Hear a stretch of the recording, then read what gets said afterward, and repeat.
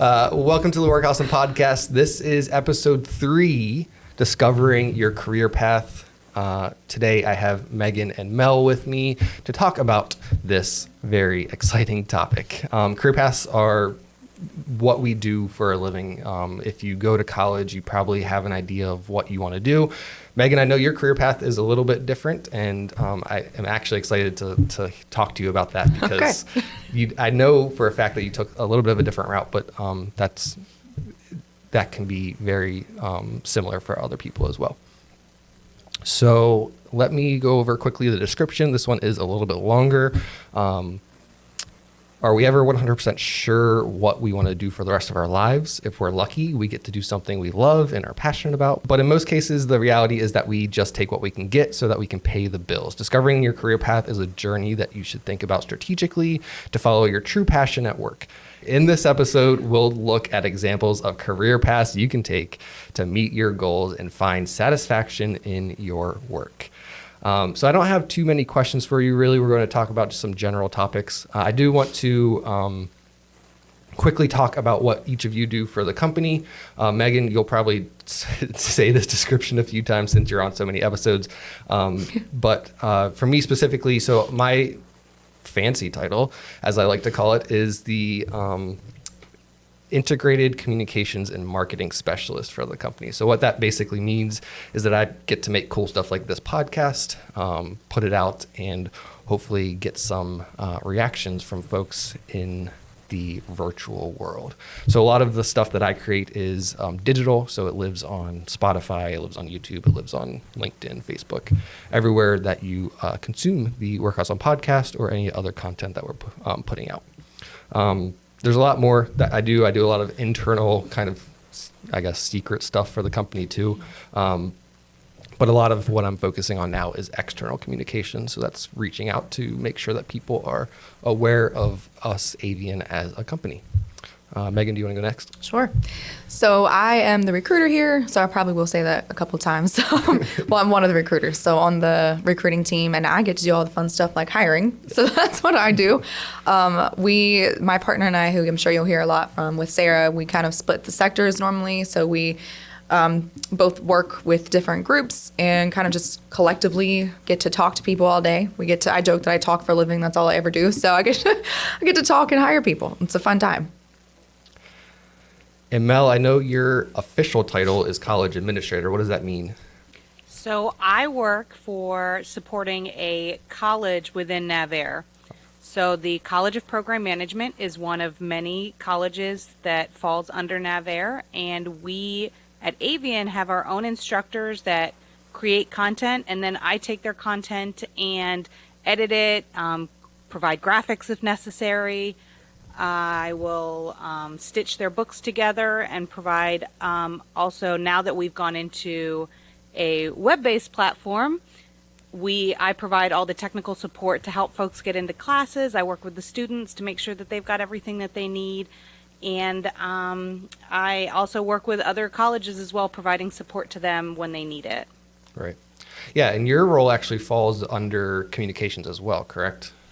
It's kind of a split between admin support and communications, because I'm responsible for providing all the strategic communication plans and support for our college, but I also do kind of the behind the scenes work to get all the classes set up, make sure the instructors have what they need, all the classrooms are booked if we're in person, things like that.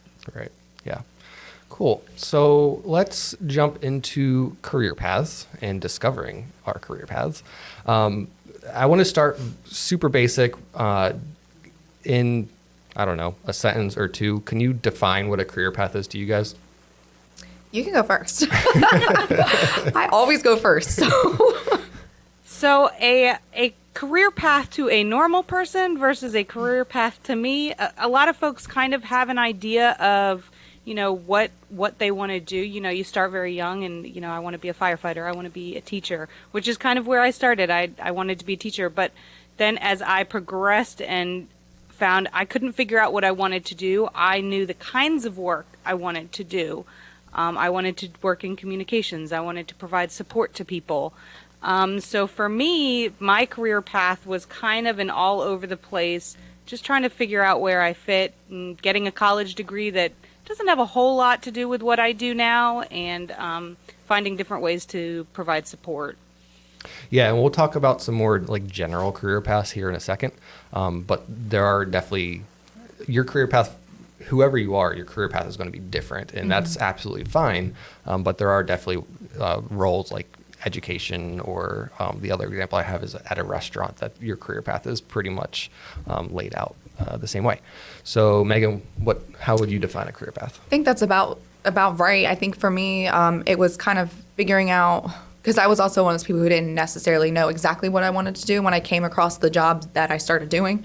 So I think it's kind of, where do you want to be, and then what steps do you need to take, like what trainings do you need to do, what else can you do to kind of move further in that. So I think just mapping that out. Yeah. Yeah. All right. So let me give you the official definition. A career path is made up of the positions you hold as you grow in your field. Your first job or college degree, for example, can mark the beginning of your career path. As you gain additional knowledge and skills, you may progress or move vertically into more advanced roles. Some employees also move laterally into equal but different job roles as they specialize or change career paths. And actually, as I read this, I'm just thinking about exactly what's going on at our company right now. And we're actually, AVIAN is putting together this, I don't think this is secret information. We're putting together this career path model that lays out exactly what that definition just defined, ways that we can move up and ways that we can move straight across. So when you're looking for a new job, potentially a question to ask in your interview is, do you have some sort of model that is laid out so I know exactly how I can grow within a company? So let's talk about those couple examples I have really fast. So for just like a natural progression, jobs that you probably are going to start somewhere and end somewhere, education is definitely an easy one to comprehend. You start in college, you would start as a student, then a student teacher. You would then move to a teacher. There are probably a lot of steps in between this step and the next step, but next step might be a curriculum coordinator. The next step after that could be an assistant principal, and then principal. And then if you are really in love with the politics of schools, maybe superintendent, or assistant superintendent, and then superintendent. The other example I have is restaurant. So dishwasher, prep cook, line cook, sous chef, chef de cuisine, and executive chef. So those are very common. It's like I said, it's just easy to comprehend that you start as a teacher and your end is going to be a principal or above that.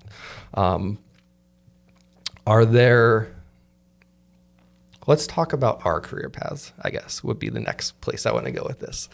So for me, I started out as a communications specialist or manager. My official title was manager, but it really was like a specialist role at a nonprofit organization right out of college. That really helped me get a feel for what I would be doing in a communication field, and set my groundwork for where I wanted to go in my communications career. I discovered a lot during those first few years in that role, and then was able to move to AVIAN, where I supported. AVIAN is a government contractor. You'll hear my spiel about that probably in the middle of this podcast.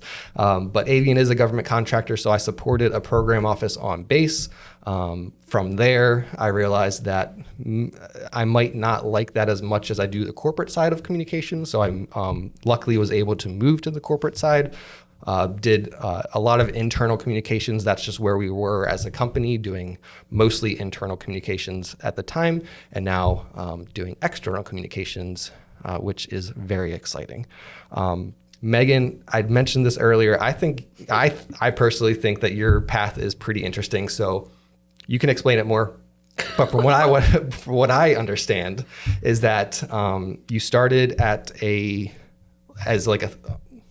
I'm going to speak out of turn probably, but you started as like at a therapy clinic type place, and then moved to recruiter, but you're pursuing a communications degree. Yeah. Okay. So I guess that you can explain that more. And then where I'd like you to wrap it up is like where you see yourself going with your communications degree. Okay. So first of all, I want to kind of touch base on something you said, though. I think it is cool in the career pathing area that you're able to kind of really discover what you like and don't like, and then you were able to act on that to move forward with a new position. So I think that's one of the beauties of that. So when I actually graduated high school, I started working at Wawa. So I kind of got into the world of customer service and working with people. And I actually did go to Tech Center for hospitality and tourism. So I was kind of in that world. And then I moved to a jewelry store, and there I became a store manager. So I learned a lot about just being a manager and like handling all the day-to-day of that. So then when I went to my last company, which was a behavioral health organization, I actually did love it. I loved working with people. But that's where I discovered, because I started off as an EA, as an executive assistant, and I just kind of found myself gravitating more towards wanting to do more HR things. Like I wanted to help hire and I wanted to figure all that out. So when that position became available, I moved into that. Then I came to AVIAN, found AVIAN, and I enjoy, again, I just really like talking. If you guys don't know, that's why I'm on all these episodes. So I talk all the time. But so I found that recruiting was definitely something, as far as like in this world, in the HR world and in the corporate world, that is what I enjoy the most. So I enjoy doing that. And yeah, so I'm pursuing my communications degree. You guys have probably heard me say this 1,000,000 times, but I have a YouTube channel. So I do YouTube, I do podcasts, I do things like that. And my communications degree is a major in communications, a minor in psychology. And I am in like life coach certification classes and things like that, because that's the route I want to go, is be able to do like more motivational speaking and make a career out of that. Like ultimately in the long run, that would be the ideal, to be the next Tony Robbins and be able to do things like that. So that's kind of where my career path is looking on a more personal level, but I'd still like to stay within the recruiting world in a job level, I guess, if that makes sense, because I very much do enjoy it. And I think they've both helped me. They work hand in hand, being able to work with people. I've learned a lot about what I do personally, and then vice versa. It's helped me be able to connect more with my managers, with candidates, with things like that. So it's been really helpful to have both of those. Yeah. Yeah, I can definitely see where a communications degree leads down. Personally, I know that it leads down multiple paths. It opens so many doors. For my communications degree, we did like so many general studies. Where it was like you had to take public speaking class, you had to take, now I can't think of them, public relations classes, you had to take graphics classes, video classes. So you kind of got like this taste of what's to come, and you were able to decide if you wanted to expand on some of those courses and some of the knowledge that you learn in those courses, which I did personally. I didn't take more of those courses, but it's like now we have YouTube, so we just go to YouTube, watch a video every night about making videos, and we're learning. Probably, I don't want to talk bad about college because I really loved my college experience, but we're probably learning a lot of the same stuff that we did in college for free on YouTube. Definitely. Mel, what about your career path? So I started working, I'm a bit of a workaholic. I started working when I was 13 years old. And I started working at a Sunday school, just as a teacher's assistant. Right. And all through high school, I had jobs in customer service, like Golden Corral, and working in coffee shops. I got my first position over this summer. I worked as an intern for Veridian Engineering in their recruiting department. In fact, my supervisor was Kat Springer, who I later reconnected with because she's an AVIAN employee, but that was when I was 16, so almost 20 years ago. So after I was leaving high school, I decided that I wanted to chase my passions and get a degree in theater. Specifically, I liked the management aspects of theater, which is about as nerdy as it comes, like theater paperwork. Right. But I really loved stage management. It allowed me to kind of be part of every aspect of a production and also be the one that's kind of responsible for bringing them all together and making sure that everything ran smoothly. It was a nice, like, high stress, high energy position. So when I left college and I was like, okay, well, I'm not really interested in going to Broadway or doing national tours. I was really kind of struggling with, okay, I have this theater degree. What do I do now? So I obviously did what every person with a theater degree does and started waitressing, and found some through waitressing. I was chatting with customers and found out that they needed temporary assistance in this emergency service company that did like fire and water and mold remediation. And I started working with them, and I was basically an on-call person for when an emergency struck somebody's house. And that homeowner would call me, and I would coordinate all the cleaners to come out and things like that. And I loved that position because it was, again, high energy, high stress. You're helping people when they're feeling most like critical about what's going on around them. And I from there, like I worked in that industry for several years, and then I moved into I wanted something that was a little bit more 9 to 5 because I was on call all the time with that other position. And I started working for a hearth and patio company that did like chimney sweeping and was their scheduler. And I kind of liked that job because I had all these different technicians, and based on where they were going, I had to fit the puzzle and make sure that we could get as much efficiency out of each person to make sure that they could get as much jobs done as possible. And within that company, I then moved up to do, I was their personnel manager and did all of their accounting and hiring and things like that. I really liked that position, but after 6 years, I started to get antsy. And my sister worked at AVIAN, and she was always talking about what a great company it was.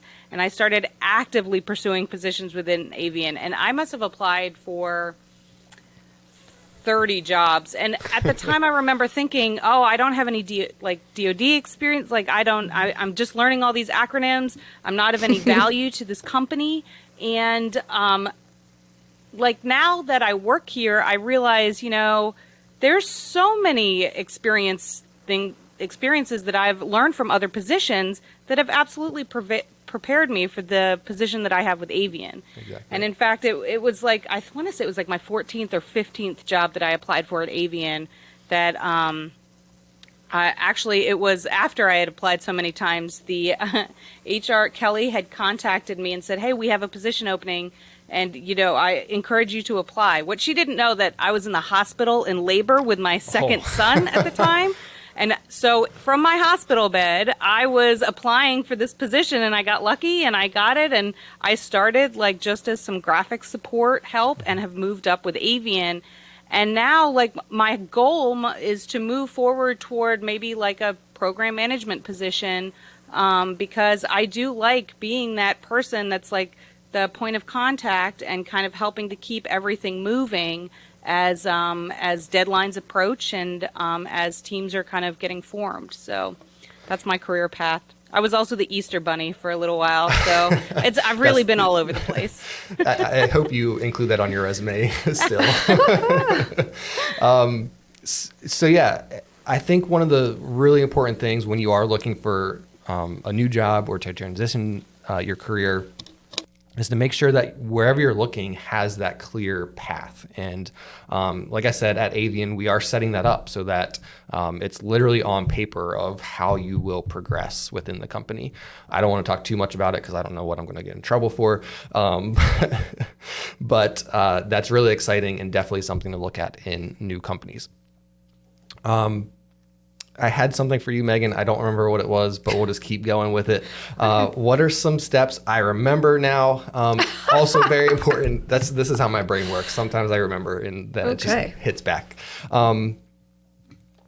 The really important thing to remember, and maybe that's not the right way to say that, but Mel, when you were talking about how Kelly reached out to you after you applied 14 or 15 times, that is something that I know Megan and Sarah are super good about. When you apply to Avian, it's not like you're just applying for that single job. Your resume is then put into our recruiting system. And if something pops up a couple days later, Megan and Sarah will reach out to you and say, hey, I saw that you applied for this job, but I think you might fit this other job better. So definitely, as Mel said, perseverance is key. Don't ever give up on applying, especially if you love a company and you know that they'll be able to do some great things for you. Yeah. Don't stop applying after that first time, because every application, and I don't know, maybe this gets annoying, but I would assume that every application you put in helps the recruiter see your name more and more. Yeah, I mean, we definitely see certain names often, I think, and that's another part of recruiting that I personally like. It's sometimes you're not the best fit for one position, but it's a lot of fun to be able to we obviously see you're actively pursuing it, so we really want to put you in the company. It's just a matter of when we have something that opens. Another thing I would suggest is a lot of companies, including Avian, have like a future opportunities tab, where we have a just because or an evergreen job that you can apply to, and that just puts your resume into the system. And as recruiters, we can do like keyword searches based on what experience you have, what degree, things like that you may have. So it's really important to put all those things on your resume. And we've had a resume episode before, but I think it's important to make sure you add those things, because it does help us, even if you don't see an active job, to be able to find you in the future. So we definitely, and yeah, if we see you've applied, most of our ATS is the applicant tracking system. When we click on your name, it'll show us how many more jobs you've applied to. So that obviously still looks, it looks good too, that you're actively trying to get into the company. Yeah. And again, I had a point and now it's gone. Sorry. So not your fault, just my brain right now. If you don't mind me adding on, go I'll ahead. also say that Avian does a really good job, and I know a lot of companies do this, where employee referrals, if you know somebody that works within that company that can also submit your resume or speak or submit or speak on your behalf, that's also a great path in. I've had a lot of folks that have reached out to me because they'll see my Facebook posts all the time. Oh my God, my company is so awesome. I love it here. And they'll be like, how do I get in there? Like I've applied, like, are there certain jobs that I should be looking for, or can I reach out to certain people? And I said, well, send me your resume and let me, forward it along and speak your praises, and it helps people kind of make additional connections with that piece of paper. So Avian does a really great job with that in encouraging employee referrals.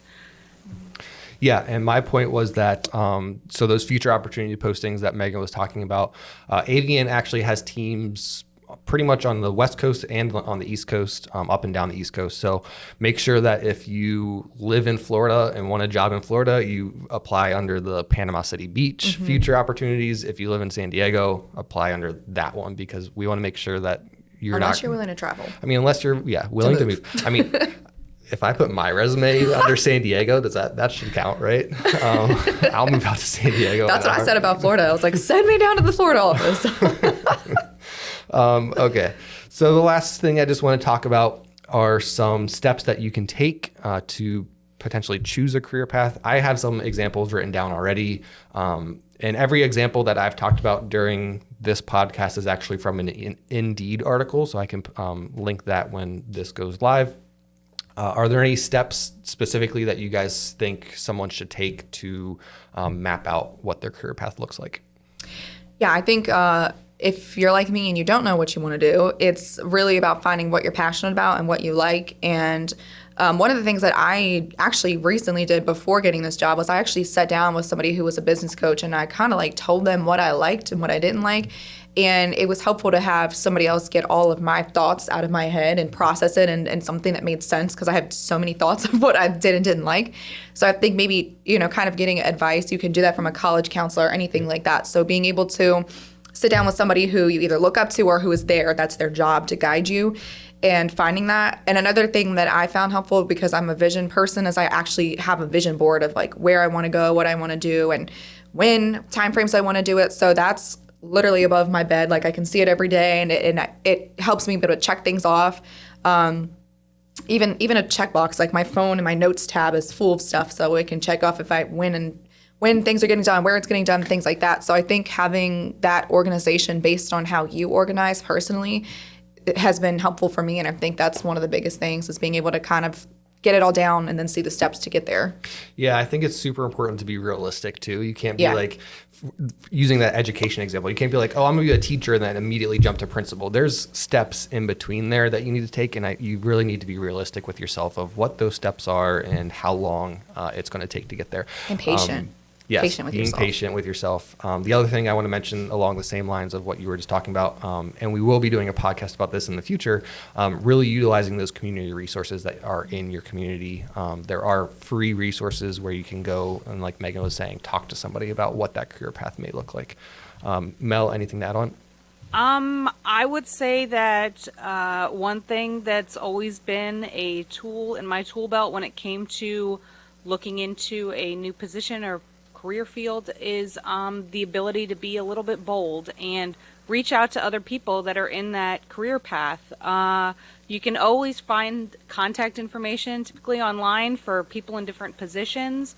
I remember when I was looking into pursuing stage management, I was planning a weekend trip to New York, and I sent emails to stage managers. Hey, what's your job like? And I got invitations to come shadow them. Mm-hmm. It's really great to get those opportunities. And most people, if they're passionate about what they do and they love what they do, they love sharing what they do. Yep, so exactly. if you're bold and you reach out and ask those questions, you'll get the honest answers that you're looking for and can move forward in potentially pursuing that path. Yes. Yeah. Great points. Quickly, I have this list of like 9 steps that Indeed outlined. So I just want to go over that quickly and then we'll wrap it up because we are right around 30 minutes. So what they basically say is at the very first step, to outline your career goals, create a 5 to 10 year plan, discover your personality type, super important. We did a podcast on that in the past. Review your previous experiences, compare job requirements to your education, assess your current skill set, take note of your interests, identify your core values, and then consider your salary needs. I would say the salary needs is like bottom of the list. Obviously, you know what you need to make to kind of live the life that you want. But at the same time, I don't really know that you can put a price on the happiness part of what you're doing. So I think the really important ones there are to take note of your interests and identify your core values, because if you go into a job that you hate and you know that you are going to hate it, it's going to be a miserable time for you. So definitely figure out what your interests and core values are before you make your next career goal or change or transition, I guess.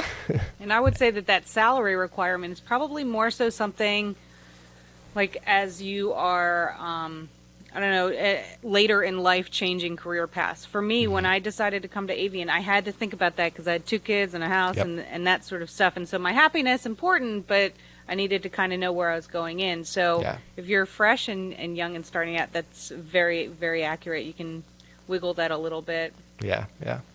All right. So any last minute advice or tips about career pathing that we want to talk about? I would just say don't be afraid to take those risks, and that goes with being bold, because sometimes you're taking a jump off the life raft, which is something that everybody's like, you're used to the comfort and things that you need as far as the money, as far as what you're used to. But if you're passionate about something or you love something or even just want to try something new, it's important to kind of give yourself that freedom to do so, all while still being stable, because most of us have kids or some type of priorities and responsibilities, but still, being willing to do that, I think, is super important. And then you'll kind of go and grow from there. Yep. And don't be scared to invest the time into yourself to learn something new. Like you said, those YouTube videos, all of my graphic design experience, I couldn't do any of it before I came to AVIAN. And I am a YouTube graduate. Anytime a customer would ask me for something, I'd be like, I can absolutely do that for you. And then I would quickly YouTube how to actually do that for them. And you learn very quickly. And there's a lot of tools out there that weren't there even when I graduated college. So utilizing them is really a good idea. Yep. And again, we did have a podcast on online resources where we talk about YouTube. We talk about some of those paid platforms that are really good if you need a step above YouTube. But most of the time, YouTube is a pretty solid place to go. I love YouTube. All right. So thank you, Mel and Megan, for joining me today on this episode, and I will see everybody next time. Hi. Thanks for having Hi. us. Thanks for having me.